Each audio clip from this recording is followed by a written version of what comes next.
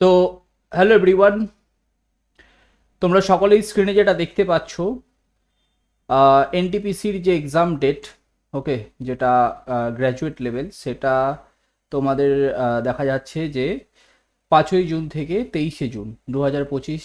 5ই June থেকে 23শে June মোটামুটি এই 15 দিনের মধ্যে আমরা দেখতে পাবো যে পরীক্ষাটা হবে। অতএব যেটা নিয়ে অনেক কনফিউশন ছিল সবার, যে কবে এক্সাম হবে, এক্সাম হচ্ছে না, এসএসসির ক্যালেন্ডার অলরেডি পাবলিশড, তো যেটা টেনশন সবারই হচ্ছিল, তো ফাইনালি আরআরবি থেকে আমরা ডেটটা দেখতে পাচ্ছি।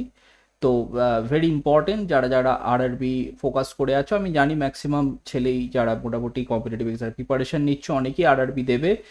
তো তাদের জন্য একটা আশার জায়গা আমরা বলতে পারি। ঠিক আছে, যদি তোমাদের কোনো কোয়ারি থাকে, যদি কোনো প্র্যাকটিস সেশনের দরকার হয়, তাহলে আমার চ্যানেলকে অবশ্যই ফলো করে নাও। ঠিক আছে।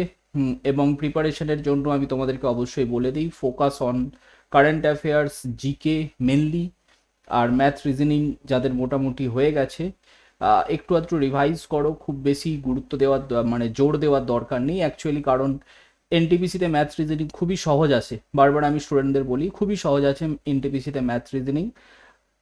জিকেটা বরঞ্চ একটুখানি ঘুরিয়ে পেঁচিয়ে দেয়, কিছু কিছু কোশ্চেন আছে, এবং জিকেটাই হয়তো মার্কসের পার্থক্য তৈরি করে দেবে।